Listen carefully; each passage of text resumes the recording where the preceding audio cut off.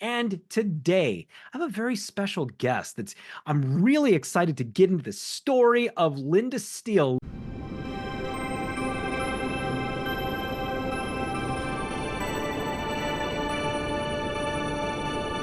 Thank you so much for being on Mindful Mutiny. Thank you, Jeremy. Thanks for having me. I'm excited to be here. Linda Steele is a passionate and dedicated fitness professional with over 18 years of experience as a certified elite trainer, nutrition expert, and exercise therapist. And senior fitness expert. She is committed to improving the lives of others with safe and efficient fitness, guiding clients to reach their highest health goals to reduce dependency on medications. Linda's expertise has led her to speak at prestigious events like The Best You and various other health and wellness programs for companies such as Canon and Bali Total Fitness. As a gym owner in Chicago and a professional model, Linda's impact extends globally through her work as a presenter for UK Health Radio, well-being advisor, and co-host on platforms like Movie Reviews and More and K4HD. Linda recently launched her book, Nerves of Steel, and has starred in independent horror films, and I've got a copy of it too. I loved reading this book, Linda. I just absolutely plowed through it this weekend. It was so much fun. The book Nerves of Steel. And where can we get this, Linda? It's available on Amazon. I have a website as well, nervesofsteel.net. And that all of her links are going to be in the description of this podcast, so you'll be able to go there. So, Linda, I've read this nice little tidy bio and everything like that. Tell us what you do. Well, right now I'm a personal trainer and a fitness expert and nutrition expert. I work with clients out of a gym near my home. And I also work online. I have clients all over the world that I've worked with online, which is funny. During COVID is when that started. And it really expanded my clientele, just from my local clients that I had to all over the world. And it was really fantastic. One of the greatest things that happened to my career anyway. But I work with clients almost every hour of the day. And so you do the fitness coaching, you do it in person and by internet. Is that what you do? Yes. Yep. Oh, fantastic. And you've got one heck of a story. You're into fitness, you've owned gyms, you have a whole brand, and I've been to your website and there's all this different like great health information. You've been published in all these different ways, and you do a lot of like Instagram modeling. Is that right? I do. Yes. I've done modeling for a few different companies. And so the photos that I have, they get posted on my Instagram and social media accounts. Magnificent. And so your impact in the world is really just about health and about the whole person wellness. Can you talk a little bit about the importance of health in your life and the way that it plays into how you live your life? Sure. It actually changed my life. When you go through my book, you're going to see that, throughout my childhood, I had different types of people that I had to deal with. And I felt as though they were all kind of pushing me down. And, that works on somebody's self-worth and self-esteem. And it seemed that as soon as I brought health and fitness into my life, I was able to make some clear decisions. I was able to see things more clearly. I was able to get a better self-worth for myself and more confident. And, the body follows the mind follows the body. And it just really all came together for me. And there were a lot of decisions that were made once I started becoming a little bit healthier, fit and healthy. In your book, and we're going to get into your early part of your life and everything like that, there was a period of time where you had some decisions to make about how you were going to spend your time and what you were going to do for yourself. And you began doing weightlifting and fitness stuff, and you started to find this greater sense of what your personal power actually was. And it feels a little bit like your mission is to help other people have that personal empowerment that you got through this. Yes, for sure. And it seems that I've done that. There are so many clients that I work with they come to me. Some of them can't even look me in the eye. They just have, no self-confidence. And when I start working with them and start getting their diet in order, and their body starts taking shape enough for them to become confident within themselves, they become different people.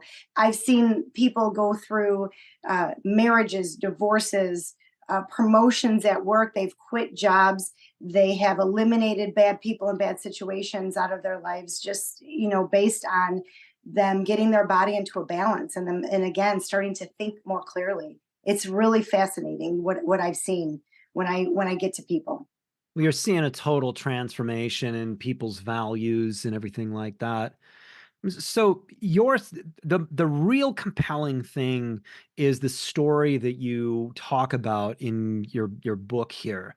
And early in your life, things were not as happy and as self-confident as they are now. You went through a long period of time as a young person where you really didn't have other people assigning value to you. So can you talk a little bit about your childhood and what it was like for you?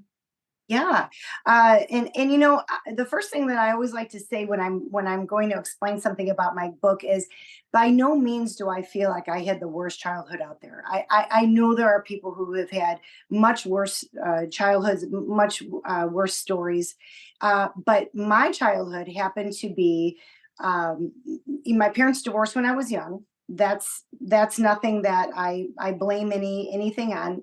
That actually made my life, I think, easier that they divorced so young, because there weren't those family customs already established and so forth. So by the time I remembered anything, I already knew certain weekends were with my dad, certain weekends were with my mom, and I knew what to expect. That nothing changed. There weren't any grand changes as far as I was concerned. So everything was pretty basic.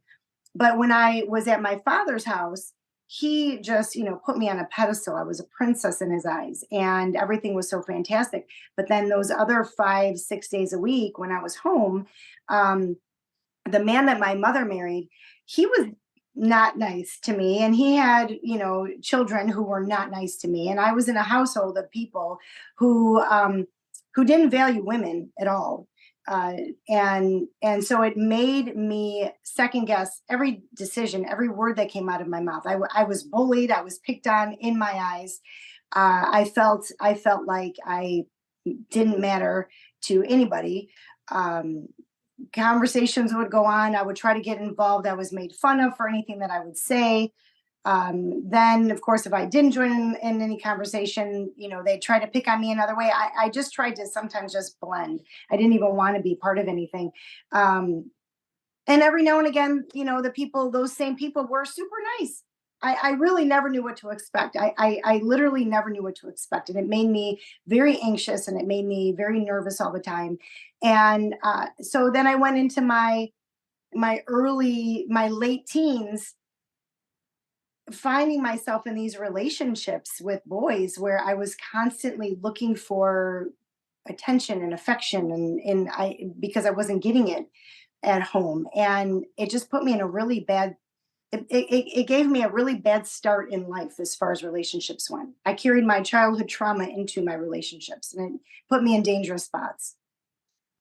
You mention in the book, and it's just a single line in there because you and I are from the same generation. And you mention watching television and seeing the Brady Bunch and Eight is Enough, those two Mhm, really iconic shows from the mhm, 1970s and 80s, and that family problems in these giant blended families were things that were very simple and always sewed up in a half an hour. And you were dealing with problems that you had no control over, that you were just a child having to kind of live within, and you were getting picked on at home, and you were having to go between homes and watching on television these almost silly cardboard cutouts of families that seemed to be able to work anything out, and the problems really weren't too bad. mhm, mhm, Somebody told a lie at school and they had to deal with that, and then everybody realizes that lying is not good, and everybody's mhm. happy, right? And so you're watching this on television, and it had to be confusing to you inside. These people seem to be able to work it out. Why can't we work it out? Yes, it was very confusing, and I felt like my mother did what she could to try to get the family together. She would do these great dinners on Sundays, and she would do, celebrate everyone's birthdays and try to pull the family together. And really, what it did was it gave everybody a nice platform to, again, my feelings, to put me in a position where I felt like I didn't belong. And again, she tried.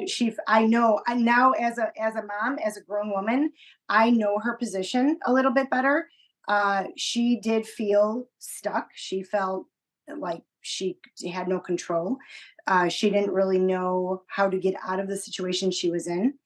So yeah, these problems that were on these shows were nothing compared to the things going on in my household. Mm, yeah.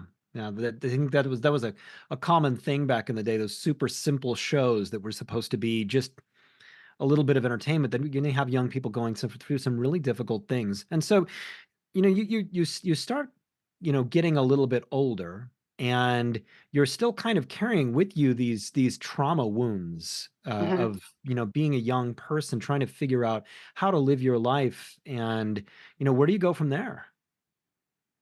Well, unless you go to some type of counseling or something where somebody can actually walk you through it, you really don't know. It's trial and error. uh, I can tell you what happened to me. I wound up in relationships with, like I said, with men who didn't really value me. um, I kept striving and trying to do better, and I felt, to try to get their love and their attention.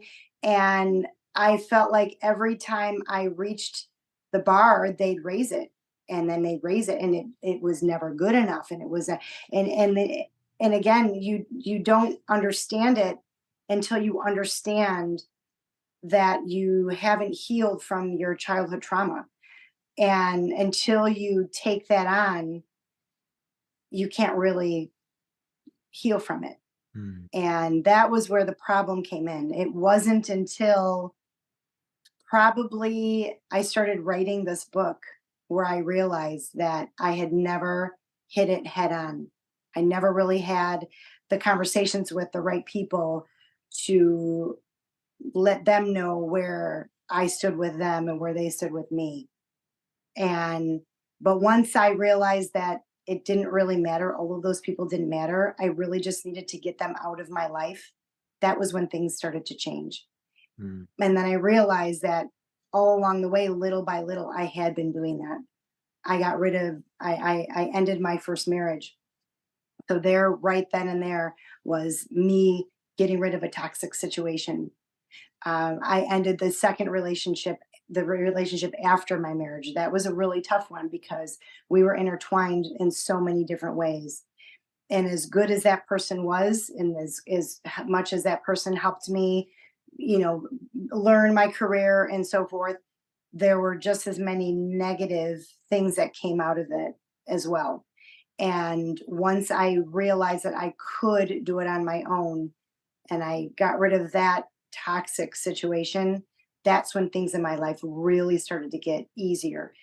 And what I found was that once you start doing that, it becomes easier. Once the very first person or situation that you remove from your life that is toxic or causes you some kind of anxiety of some sort, the very first one you get rid of, the next one becomes just a little bit easier, and then becomes a little. And when you see this pattern happening and you start realizing, wow, I got rid of all those toxic people and I ended all those toxic situations, and all of a sudden I feel like a load has been lifted.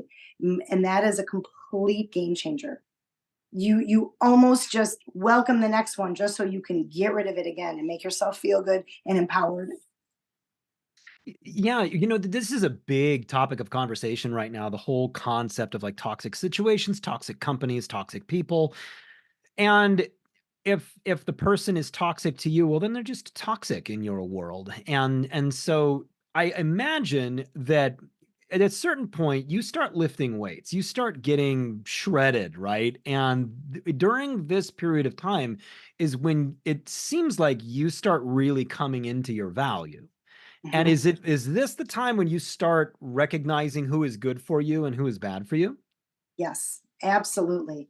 Again, the mind follows the body and the body follows the mind. And when you start getting yourself in order and you start, when the right chemicals and the right hormones start balancing out in your body and you start thinking logically, you take a look back, stand back and you take a look at your life and you're like, how did I get here? And how do I get out of it? And you start making some really harsh decisions. And it's funny because these decisions that you start making, there are a lot of people who think you're crazy. And there are a lot of people who think that you're making the wrong decision. And usually those are the ones you need to get rid of first. You don't know it yet, but usually the ones who second guess your decision making skills, those are the first ones to go. And that's how your life is going to become easier. Mm. Yeah, that's been a reoccurring theme in your life where it sounds like over and over and over you've been able to better and better Mhm. recognize who those people are and avoid them and all of this. Yes. Yes. And they don't like it. They don't like it because they know you're onto them or something. I'm not sure exactly what goes through their heads, but they don't like it. They're going to fight to keep you. They're going to fight to earn your relationships back. But when you know in your heart and you know in your gut, you have to trust your gut. Well, when did you start doing modeling?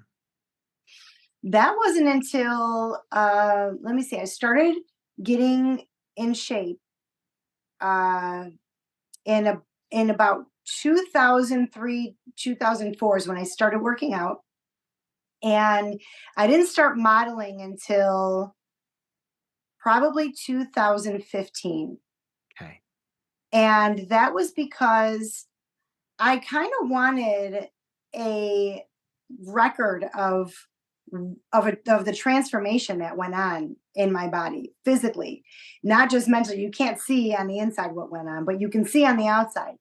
And I kind of wanted a record of it because I thought, my gosh, a woman my age, I know what I look like. This is unheard of. I started recognizing that I would enter a room and people would go, wow, oh my gosh, your body. And it never occurred to me because I was never in competition with anybody but myself. And I knew that I looked good, but when people would put me, in a comparison and say, you're like the top 3% of every person in this room, and there's 1,000 people, then I started noticing, wow, that is, quite an accomplishment I never really realized.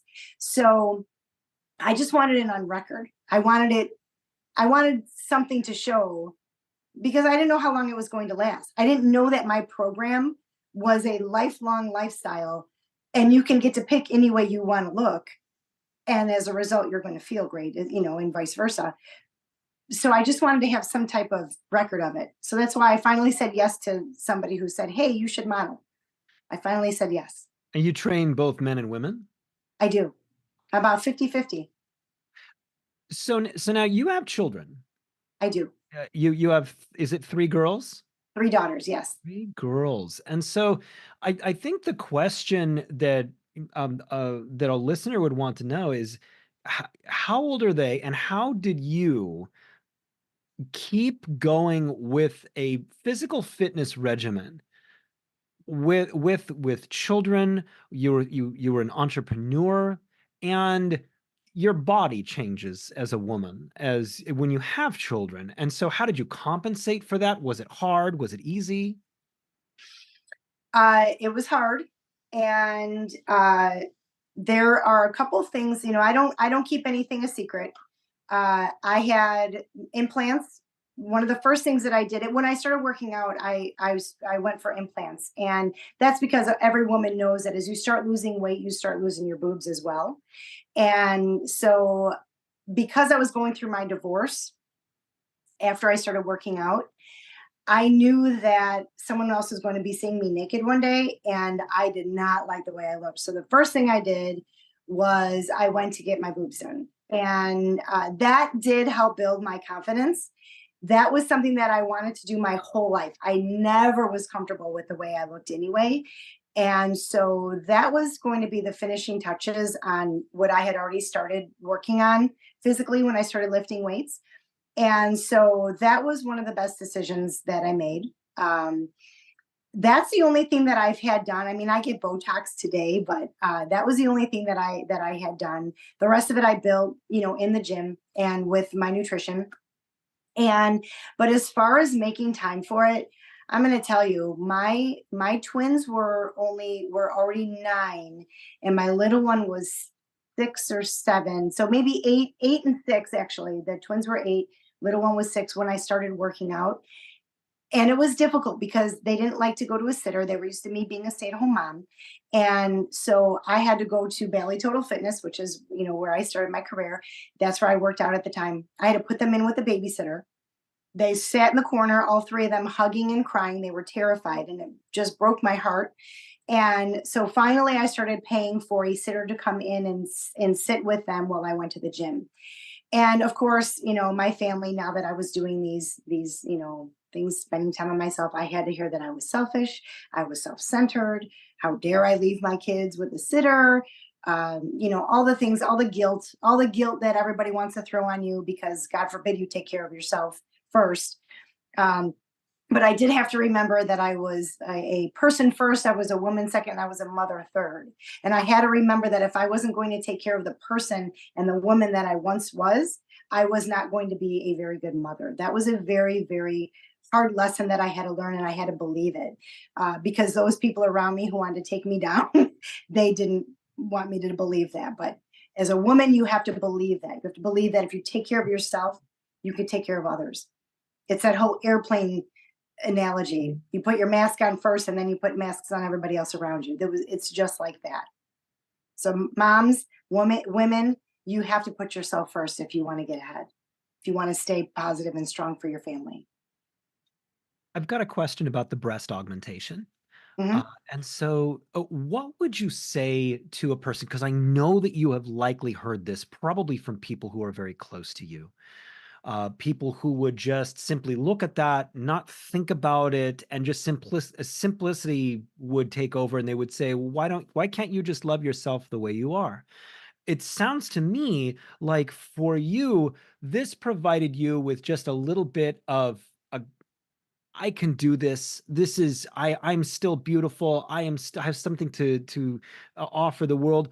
Can you talk a little bit about that sort of criticism?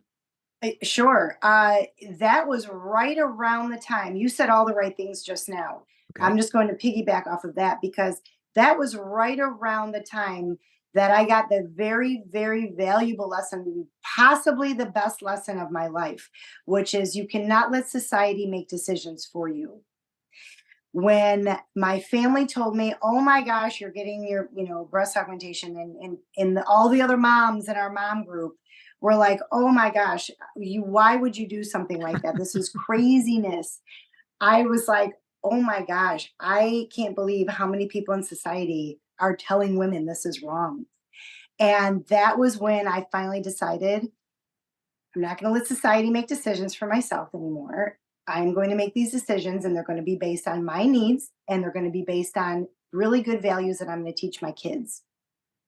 And what I wanted to teach my kids was not go out and get breast augmentation, but don't listen to what society tells you. Do what works for you. Because what you find is if you start to make decisions that please 1 or 2 people, you're going to aggravate maybe 3, 4, or 5. And then you're going to go, oh, okay, and I'm going to go try and make decisions to make those 5 people agree with me and my whole what I stand for. And then you're going to make those other ones mad. You cannot possibly please everybody. So you just have to do what you have to do to make yourself happy. And that's why I did it. And I imagine that this is a version of a conversation that you've had with your daughters relating to this sort of thing. Hmm. Oh, every one of them has had a conversation with me over this, over their years, because the twins are now 28 years old, and my little one is 26. It's funny, I still call her my little one. And they are coming into making their own decisions. They are now starting to eliminate toxic people out of their lives. They are, and they've been doing it for years. And it's so great to see them do it and fully in their heart know that it's the right decision, and to see how their lives have changed because as a result. I just love to watch it. I sit back and I'm like, my gosh, you guys are doing it even earlier than I did. God bless. Isn't this great? It's so fun to see them. Now, with all of the work that you've done on your body and what you're teaching other people, can you talk about how when you teach fitness to a person, and you alluded to it a little bit earlier, you watch them start to change. You watch their countenance, the way that they feel about themselves, the way they interact with the world, you see it start to change. What are some of the changes that you've seen people make in their lives because they're starting to just feel more powerful? Well, like I mentioned, I've seen divorces, I've seen, and I do not give any kind of advice when it comes to that. They'll ask me and I'll tell them what I did, but my gosh, I don't like to get involved in people's, relationships. But I've seen both men and women uh, get a divorce over their because their confidence builds up. They finally realize that yes, I can do this alone. I don't need um, somebody else. I sometimes have to remind my clients it's not all about the workouts, but again, we get into all kinds of conversations. I have to remind them you're financially stable, you own your own home, I have to remind them all the things that they have, and what is it about this other person that you need, and this it may not always be a husband wife situation. A lot of times it's a friend situation. I've seen clients lose entire groups of friends because they're starting to get into shape, and the friends don't invite them to sit at their lunch table anymore at work. They don't invite them out on the weekends anymore because, oh, you don't drink anyway.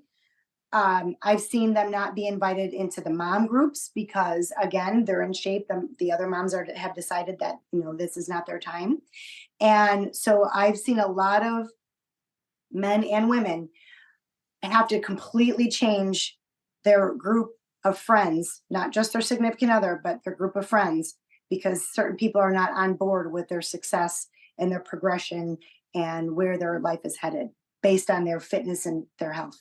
Mm. Yeah, it's really interesting how the role of health actually occurs where sometimes fitness is the therapy that a person needs Mhm. to work through old things. Sometimes a really consuming hobby is something that really helps with getting people to really truly believe in their highest self. Mhm. And so, as far as highest self goes, what is the role of spirituality in your life? How has it carried you through things? I don't talk about it often. And it's not because I don't believe, and it's not because I am, embarrassed to admit it. I don't talk about it often because not everybody is on the same page. But I'm going to tell you what faith has done for me. When I'm at my best, when I'm at my best financially, when I'm at my best mentally, physically, that's when I like to go out and help people. My job, I help every day, but I don't help monetarily every day. When I'm at my best, I find myself donating to people, donating to causes, donating to charities. And what I have found over my life is that whenever I feel like, oh no, how am I going to make ends meet? Say, again, I've owned businesses. So I've been rich and poor a number of times in my life. Uh, my first marriage was loaded with gambling and drinking, not on my end.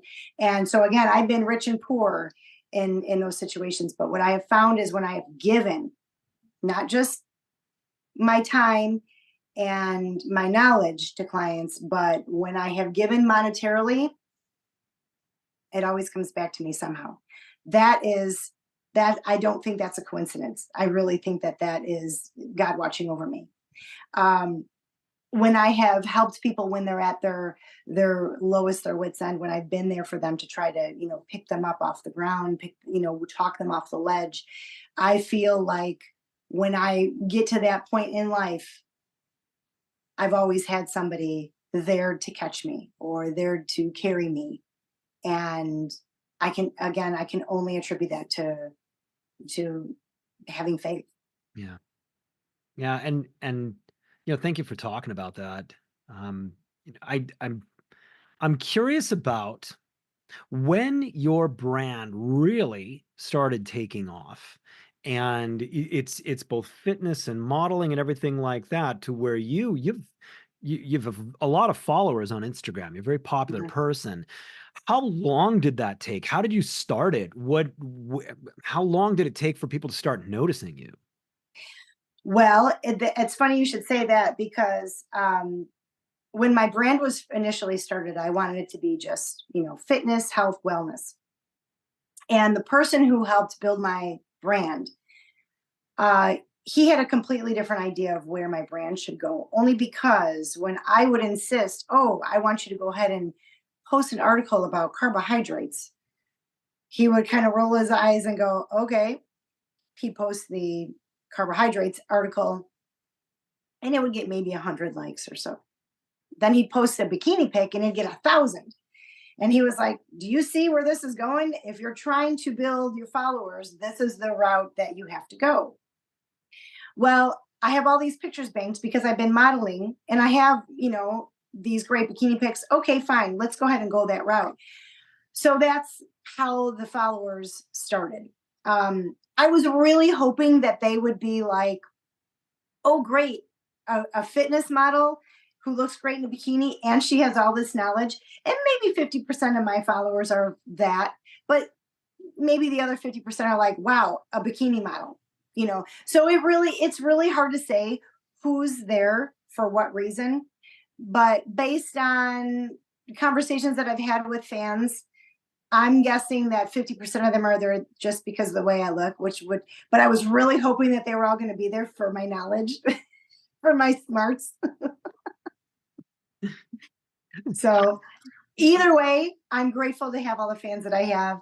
My Instagram following is pretty large, but that's the third time that I've had to build that page. That they've been hacked a couple times. So I had well over 300,000 followers at one point, and then maybe another 100,000, 150, and both times they were hacked. So this is the third um, Instagram account that I've started. Twitter was hacked. My YouTube account was hacked. So I've been starting over, So I think what's happened as I'm starting over is I do start to gain traction for the ones who are there for the fitness, which is kind of cool. But then those are loyal guys and girls. They're there, just because they like the bikini pics, and that's cool too. I'm happy with anybody. I'm hoping something clicks one day, and I say something brilliant, and they're like, "Oh, that was pretty brilliant, a bikini model." How long did it take? Like, you start posting pictures, and it's amazing to me that you have these hacks happen and then you can just rebuild it. That's mind blowing to me. And how long did it take before you're starting to really see growth in all of that? My gosh, I think I jumped on social media in about 2016. Pretty quickly, it gained traction. I'm going to say within the first couple years is when it started to gain traction. And had I been on 6 years earlier when social media started, I would have easily been at 1 million followers like everybody, because at that point there were no algorithms and there were no, they have all these rules now and they only put your content out to 2% of your followers of it. So there's all kinds of rules that social media got involved in, because, well, they started becoming smart about it too. They wanted you to pay for their services, and so the only way that they would put your content out to more people is if you actually paid them. I never went ahead and paid for anything. I may have done a paid ad once in a while for something on maybe Hmm. Facebook, but Yeah. but these were all organic followers. What are the main mistakes that you see people making with regard to fitness, and some of the big myths that you see people believing in with regard to health? Uh, a lot of people, runners, for instance, a lot of people take their running as calorie loss, and that usually works opposite for somebody, because what happens is they start to deplete their muscle mass. Because when the body warms up to a certain temperature, it can only, your muscle cells can only sustain life for so long at a certain temperature for so long. So if you want to do cardio, I always recommend no more than 30 minutes of cardiovascular activity, because that's about the time that studies have shown that your muscle cells can stay alive under that heat and under that stress. So one of the biggest problems that I see with people is they run too rigorously for too long. And I would say the second biggest mistake that people make is they undereat, thinking that they're going to get that deficit, that calorie deficit as a result. And so what happens is they undereat, they don't take enough calories, their organs don't function properly because they're not being fed, they're not being hydrated, and your liver has a hard time processing fat if it's not working properly, if it's not fed properly. Your muscles also need to be fed all day long, and if you're not eating enough calories, again, your muscle cells will die because they're not being, nourished properly. So those are the two biggest misconceptions that I see people making mistakes on. Even today, this has been going on since I started my career. Yeah, yeah, and I'll bet that these are just common ideas that people just seem to come across and think are reasonable, Yeah.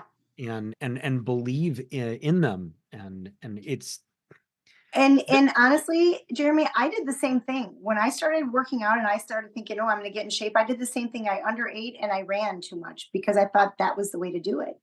And what I also did, and I know that I'm not the only one. I know people out there do this a lot. I was, the internet just came out. And on the internet, there were already, ways to, programs, this program, that program. And back then, there were magazines out too with programs in it, diet programs, exercise programs, workout programs. So what I would do is I would look at all these programs. And because I couldn't pick a program and stick with it, I'd pick what I liked out of each program. I would just like cherry pick little bits and pieces of each program and try to make my own program. And that didn't work either. So that's why I love my program. And I tell my clients, do my program start to finish, and you're not going to fail, because it's based on the math and biology of the human body, which has never failed. no, that's brilliant. That's brilliant. And so I'm just kind of sitting here and thinking about, you've had a lot of ups and you've had a lot of downs in your life. You've had a couple of real tough breaks in your life. Have there been times where you've just been so tremendously discouraged you didn't quite know what to do or where to go? What was that like? Oh, so many times, so many times. And it started back with my marriage, when my marriage ended. I mean, nobody wants to do that. Nobody wants to start over. Nobody wants to, I ran the risk of losing my house. I ran the risk of having to displace my children to another home. I ran the risk of, starting a career and having to put them in daycare and not know, who was going to be taking care of them. So that was the very, very first one, challenge that I encountered. And again, I just believed in myself. I had to, pick myself up, dust the dirt off, and try to find the best support system I could possibly find. And those people are out there. And that's something that a lot of us have too much pride and maybe too big of an ego to entertain. But once I realized that once I realized who my support system was, I took them in and I added them as part of my circle. And those were the people who got me started. Those were the people who told me, yes, you can. My mother was my biggest cheerleader. My father was before he passed away, but so father, mother, I have a sibling who was a huge cheerleader for me. I had friends who, friends come and go in our lives, but I have a couple core friends that I've had in my life forever. And I just relied on them to tell me every now and again, remind me, yes, you can do this. And that's a great piece of advice that I hope somebody can take away from this interview. Mm. Now, I noticed something at the end of your book that really kind of intrigued me here, and it's right at the epilogue, and it is the Sarone letter. Mm. And can you talk about what happened here? Because this seems like a pretty significant thing. Mhm. It was extremely significant. And just when I thought I have made the toughest decisions and I've been beaten down, I'm 50 years old now, and what more can possibly go wrong in my life? What more can God throw at me to make me have to, again, pick myself up and dust myself off? And sure enough, something else came my way. Um, I was given a DNA test for my daughter for Christmas, just for fun. We wanted to see what percent of Italian we actually were. I've been Italian my whole life. As you read in my book, I was extremely close with my father. He was the only man in my life who built my spirit up and built my worth up. And he's the one who told me don't settle for anything less, car doors being opened, and, all those wonderful things that dads want for their daughters. And this man walked on water as far as I was concerned. And, I was Italian, very proud all the time. And so my daughter bought me a DNA test for Christmas just for fun. We were trying to figure out what percent of Italian were we actually, because my mother is not Italian, she's German and Polish. And I get this screenshot back of everyone who's taken this DNA test.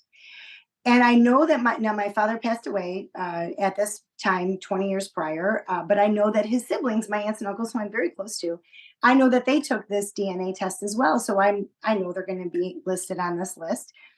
And so I get the results back, and it has my daughter and I, parent, child, 99.99%. And I see these other names on this list: Sarone, Sarone, Sarone, Sarone. I flip through and I'm looking at, other people, and I see a couple of my mother's cousins, and I'm scrolling and I'm in the third cousins, and I don't see my dad's siblings.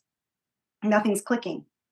And I send a screenshot of this page to my daughters and my mother and say, "Oh my gosh, I got my results back. Isn't this so cool? Demi, you and I are, parent daughter. This is great, obviously." I said, "I don't recognize any of these other names. I'm still scrolling looking for dad's siblings." Well, my mother did a radio silence. She just off the radar.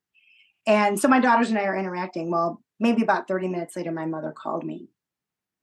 She's, "Hello, hey, could you come over? I need to talk to you about something." And I'm like, "Sure. Is everything okay?" Doesn't even occur to me. It was about 8:30, 9 o'clock at night. "Mom, is everything okay?" "Everything's fine, but I need to talk to you." I said, "Mom, this DNA test is so intriguing." And I said, "But it's weird because I could swear that grandma and grandpa, the Italian family, came here in like 19 something or other, but says here that my ancestry is actually from the late 1800s." And she said, "I can explain." And I was like, "Okay, well, I'll be right over." Nothing, it's not clicking. Halfway to my mother's house, I almost go off the road. I realize, oh my gosh, she's about to tell this. Now it's starting to make sense. So I knock on her door. She opens the door. I said, "You're about to tell me that dad's not my biological father, aren't you?" And she said, "Have a seat." And she said, "Do you want to know who first, or do you want to hear the story first?" And I said, "I mean, Mom, I'm 49 years. I don't know what I want for, so anyway, she sits me down. I said, "First of all, please tell me that it's not my stepfather, because I'll slit my wrist right now. All those years, what he put me through." And she said, "It's not."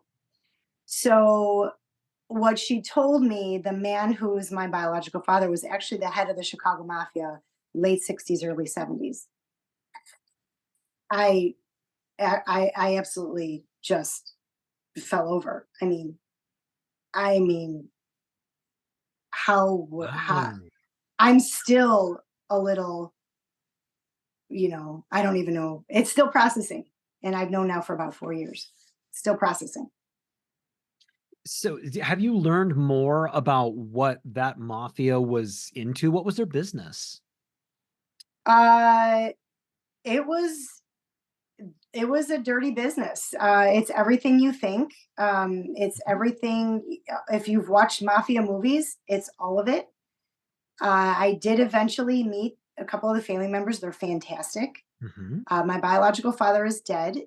So he died, I believe, in 96. And I felt I felt like it was a slap in the face to my father. It took me about 90 days to even write a letter to the family saying, hey, we're related, because I felt like it was such a slap in the face to my father who raised me. That man walked on water. And so I felt wrong even inquiring, like, why would I care? Why should I care? But I was very intrigued at the same time. And I was mostly intrigued because the stories that my mother told me regarding all of it were their movie worthy. And that's what intrigued me so much. And Jeremy, that's going to have to be a different interview. And I'm not sure if that should even be a documentary, because it was from the standpoint of a gumad, from that perspective. That is a very interesting perspective that I don't think that the movie industry has actually tapped into. And I think that it might be worth it. Hmm. Well, now this is so very intriguing. These family members that you now have come in contact with, do they have a lot of information about what it was like? Do they still is there still lingering mafia connections that people have, or what is that like? The mafia is not so big anymore. Nobody really talks about it anymore. And I don't think that, if you saw the movie Casino, you'll see kind of the end of when it was really relevant in Chicago anyway, because a lot of those people were put away. And so, but I don't know how it could just end. I don't have any information about that. I didn't specifically ask, uh, but I don't know how it could just end. Because the generations, they tend to just go on. And if you're from Chicago, you always got a guy, and you always you know related to, connected to. There's always that talk in every conversation, even today. What it all means, I don't know. I don't know of anybody being dropped into the Chicago River anymore with concrete around their ankles. You don't hear about it in the news anymore. You know, so I don't know how much of it is still relevant today.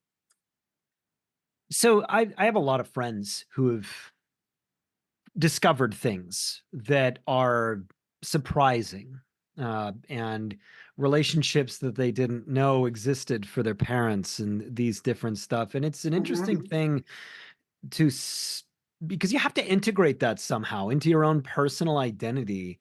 Does it change who you are? Like, in what way does it impact you? So for your own identity, what has this done for you?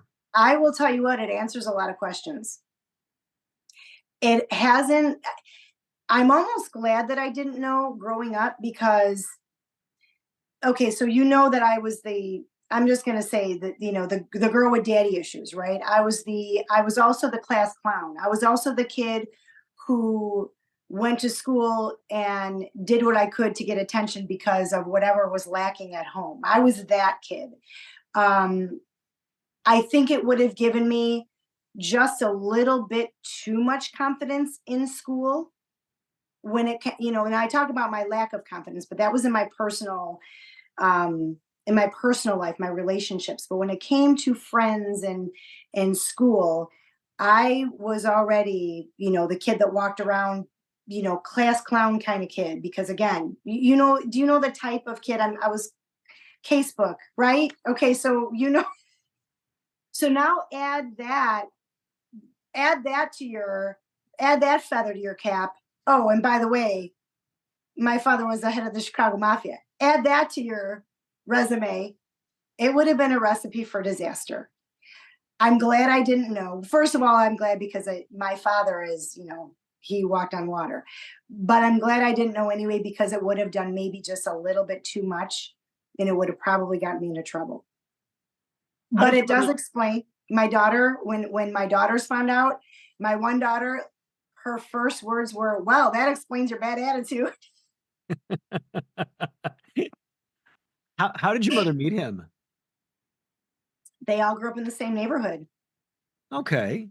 And it was an interesting relationship, because she dated the juniors of the mafia guys. She dated one or two of the juniors, double dating, friends with, and then she wound up having an affair with the father of the junior of the friend. So there was quite a significant age difference between my mother and this man.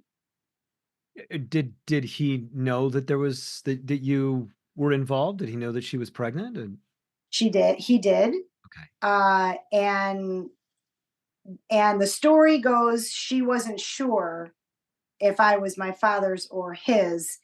And so when he was let out of prison and came back to find my mother, he asked, "How's the kid?" And she said, "She looks just like you." And he just kind of smiled. And so there was never really, there was never any acknowledgement of me from him on my behalf. There are personal conversations that went on. I'm not sure that I'll ever get 100% of what actually went on, but there were stories, and he knew that there was a baby involved. I'm not sure if he knew 100% that I was his, but because again, I don't know that I'm ever going to get the whole story out of that. And it also sounds like the father who raised you was not aware of this. Yeah. That depends on who you talk to, because I have heard stories from people who said he did know, and he raised me as his anyway, which puts him on even a higher pedestal. But again, I'm getting bits and pieces as I tell family members. They'll go, "Yeah," and they'll give me a little bit of their own story that they heard along the way. Now you're actually more qualified. When your clients don't follow through with their exercise regimen, you can threaten them with a pair of cement shoes. I could. I could. I'm much scarier now, aren't I? And it's funny too, because I have people now who are like, "Oh my gosh, you're so Italian," and I'm like, actually, I'm exactly the same percentage of Italian. I don't know why it makes me more Italian, but somehow it does. It kind of does, doesn't it? It kind of does. Talking about family, you have these three girls that you've raised in large part a lot by yourself. And while you were building a career, building something sustainable for yourself, and beginning to raise your personal brand and everything like that, you have these girls that have grown up. And what have been the things that, through everything that you've been through, that you've really wanted to instill in the girls? Well, as I mentioned before, I wanted them to know that they should never let society make decisions for them. I want them to make decisions for themselves. But a really big lesson that I've taught them is to always follow through with promises that they've made. Don't ever do anything. Don't ever say you can do something that you can't do, but always do what you say you're going to do. And that's really important. That's something that you don't find a lot in today's society. A lot of people don't follow through on promises they make. They don't follow through on things that they say they're going to do. And it's creating a really bad society as far as being able to rely on anybody anymore. My daughters have some of the best work ethic of any adults I've ever met. And I think it's because they've seen me work so hard. They've seen me go to work on my hardest days. They've seen me have to make my own money to make ends meet and to keep the house that I have and to have the nice things that I have. And they realize that things are not going to be given to you. You have to work for them. I've always made my kids work. They've been working since they were 15 years old, and nothing was free for them. As hard it was as it was for me when I had the money that I could pay for everything for them, I still made them work for it. And even though they hated me at the time, I think they love me now for it because it really gave them a sense of accomplishment and a sense of security. They're self secure. So you've mentioned in this interview that you've had daddy issues, and you've also gravitated in large part toward a kind of your own definition of femininity, and with the way that you work to keep your body looking very um, very strong and feminine, and the way that you have used your body in order to build your own and then others self-confidence and just an overall sense of well-being, and you're raising three girls and trying to impart to them not just a higher sense of what you're supposed to be, but what is a woman and what are the things that make up a really strong feminine for you. And so what would you say are, in terms of femininity, the most important characteristics of the feminine?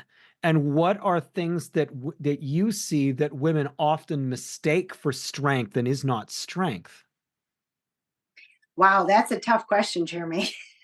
You're welcome. I would have to say, as far as femininity, there's such a fine line because if you are with a man, for instance, you want to be you want to have your feminine self so the man can give a masculine self, and there's all that. This is a big conversation now also, how if a man projects too much masculinity or too much masculinity on you, you tend to become a little bit harsher yourself, and it causes some issues with relationships. So how do you stay feminine?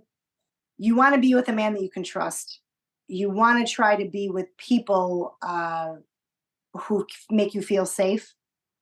Those are really important qualities in a person who you're going to pick as your person. As far as say you just want to be single, one a really important thing is that you should know as a woman, you should set yourself up so that you don't need anybody financially. That to me was the biggest lesson for myself when I didn't think that I could do it on my own. It was because I was financially dependent on the men that I was with.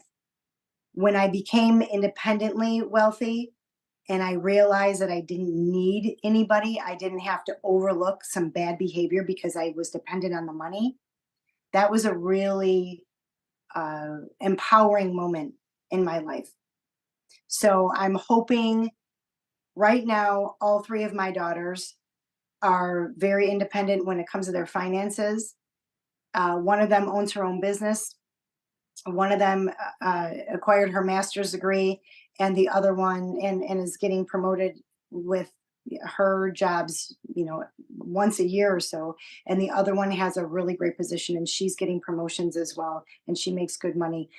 All of my daughters are self-sufficient, and that was probably the greatest lesson as a mom. I feel like they could even make it in life without me because of where they've set, how they've conducted their lives and where they put themselves today. You've mentioned a lot about you wanted to instill in them to avoid social pressures to conform to certain things, to really be uniquely independent, which it sounds like at times in your life, particularly when you were younger, that there was a lot of pressure that you adhered to conform to a certain ideal. Mhm. What what mistakes do you see that women tend to make when they're trying to conform to something in this? How do you feel that women trade in their value? Well, like I mentioned, there's always that one or two people in a young girl's life that they hang on every word or every comment or every opinion that they have, and they try to make that one person happy, and then it just makes others unhappy, including themselves. And so if these women could just take what they want for themselves and find the support group, if they feel like they can't do it alone, find the support group that they need, who will support the decisions that they're making in life so that they can follow through with them. That is one of the saddest situations I see in a young woman's life, that they don't have enough nerve to make a decision for themselves that they really want for themselves, Mm. because they're hanging on to what other people think. You have to really not care what people think of you. As long as you're not hurting anybody else, you should be able to make decisions for yourself. Was that a hard thing for you to learn to do, to ignore the things that were said about you? Oh, well, at first, yes. Yes. Uh, as an adult, I'm going to say probably in my mid 30s, mid to late 30s, is when I stopped caring what people said about me. I think my kids picked that up a little bit sooner because I was really vocal about it at that moment in time when I finally was like, oh my gosh, this is again, what a load off. I really don't care what people think. And it was right around the time that I would go to pick them up from school, and the boys in their school would say something mean about me or bad about me or vulgar about me. And I would catch my daughters getting into fistfights with these boys at school and wonder what just happened. Well, you should have heard what they just said about you. But why does it matter? Let it go. Who cares what they say about me? I appreciate you defending me. I do. But people are going to talk.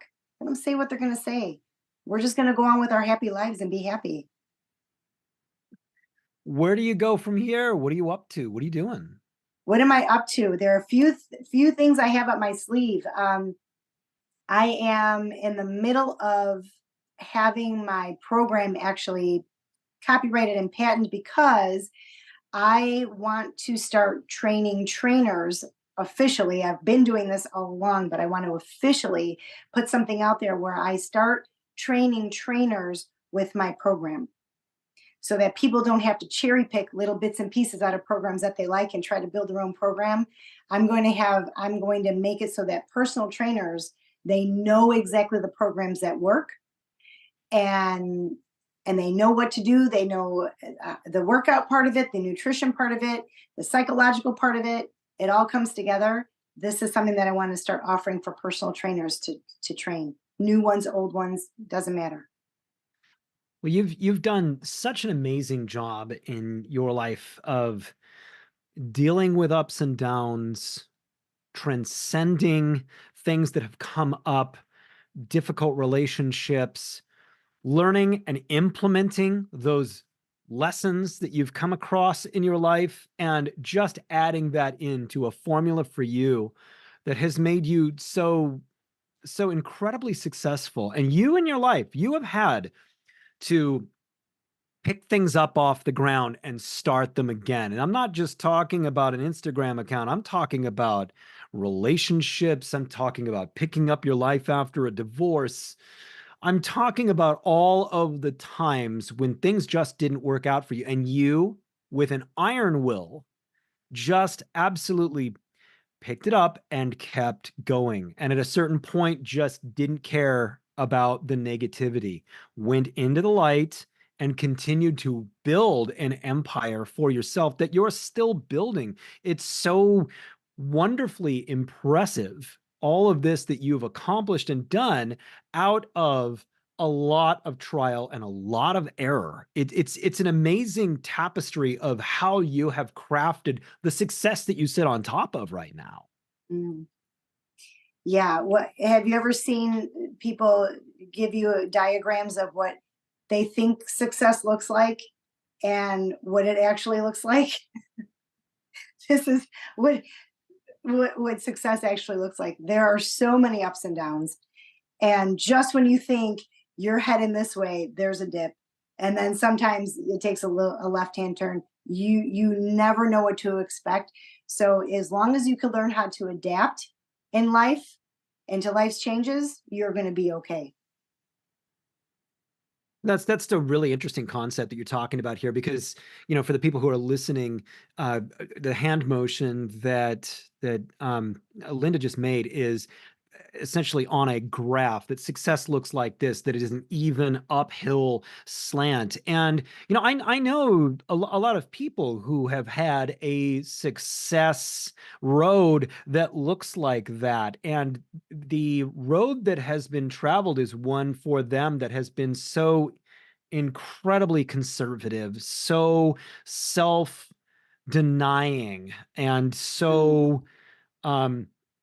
so tremendously slow.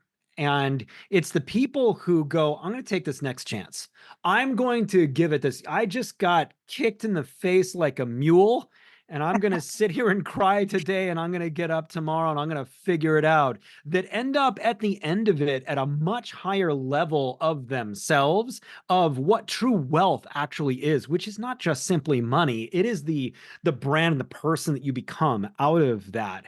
And that meandering trail of trial and error, of getting up at the end of what you just attempted and it didn't work out, and now you've got to start again, but you're better at it, and so you're going to do better this time than the last time. Those people are the most interesting, the most well-rounded, the people who have the most to say.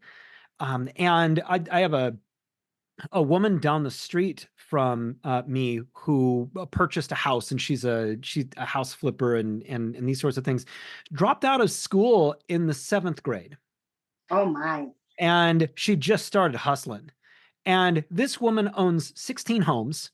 She makes more money in a month than I've made in a year sometimes. And God she bless. she is one of the most interesting people that I've spoken with. And she just knows how to make it happen, because she's been up, she's been down, and she's not afraid. Hmm. And that reminds me a lot of you, is that once you have gone through that kind of up and down, you stop being afraid of the down. Yep, you do. You do. Like I said, when you even when it comes to toxic people, toxic situations, it becomes easier. It becomes easier every time you have to get rid of somebody. It's like you just do it. You don't even think about it. You don't even lose sleep over it.